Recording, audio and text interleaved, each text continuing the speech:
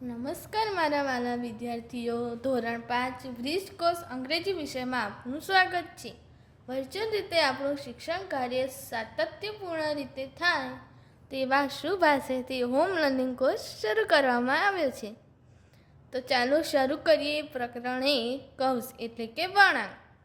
અંગ્રેજીના મૂળાક્ષરો સારી રીતે સમજવા અને લખવા માટે આ પ્રકરણ જરૂરી છે. આ પ્રકરણમાં આપણો વિવિધ કર્વ્સ દોરીશું અને પ્રેક્ટિસ કરીશું.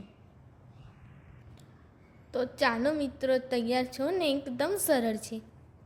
અંગ્રેજીમાં મૂળાક્ષર એટલે કે આલ્ફાબેટની વિવિધ પ્રકારના કર્વ્સનું સંયોજન કરીને રચના થાય છે. જેમ કે એની રચનામાં આડી લીટી અને ત્રાંસી લીટીઓનું સંયોજન થાય છે. ચાલો આપણે આડી લીટી, ઊભી લીટી, ત્રાંસી લીટી અને વાંકી લીટીઓને દોરીને પ્રેક્ટિસ કરીએ. ચાલો આપણે ઊભી લીટીથી શરૂઆત કરીએ. આ એરા પ્રમાણે દોરવાનું, જેમ કે આ ટપકા જોડવાના. હવે આપણે જાતે પ્રયાસ કરીશું. હવે આડી લીટી, એમાં પણ જે રીતે એરો આપે છે એવી રીતે દોરવાનું છે. આવી રીતે આમ ટપકા જોડવાના. જોયું ને મિત્રો, કેટલું સરળ છે ને? ત્રાંસી લીટી દોરીએ જમણીથી ડાબી બાજુ, ટપકા જોડવાના. જોયું ને, કેટલું સરળ છે ને? હવે ડાબેથી જમણી બાજુ દોરવાનું.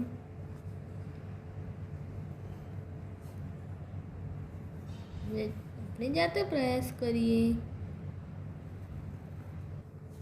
હવે મિત્ર, આપણે આગળ જઈએ. હવે આપણે કર્વ્સ દોરીએ. એમાં આપણે થોડી વધારે મહેનત કરવી પડશે. એમાં ઉપરથી નીચે તરફ જવાનું.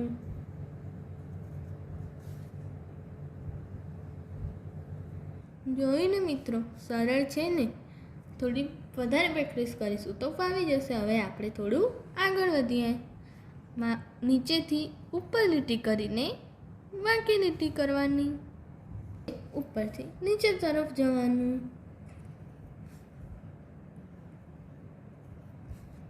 હવે મિત્ર, આપણે આગળ વધીએ.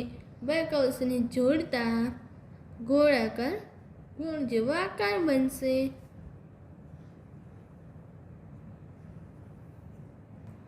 આ રીતે આપણે આડી લીટી, ઊભી લીટી અને વળાંક, વિવિધ પ્રકારના વળાંકોની પ્રેક્ટિસ કરીશું, જેથી કરીને આપણને આલ્ફાબેટ લખવામાં સરળતા રહે. જોયું ને મિત્રો, કેટલું સરળ છે? આપણે આડી લીટી, ઊભી લીટી અને વિવિધ વળાંકો દોરવાની ખૂબ જ પ્રેક્ટિસ કરીશું, જેથી આપણને સરળતાથી આલ્ફાબેટ શીખી શકીશું. ચાલો મિત્રો, હવે આપણે છૂટા પડીએ. આવજો.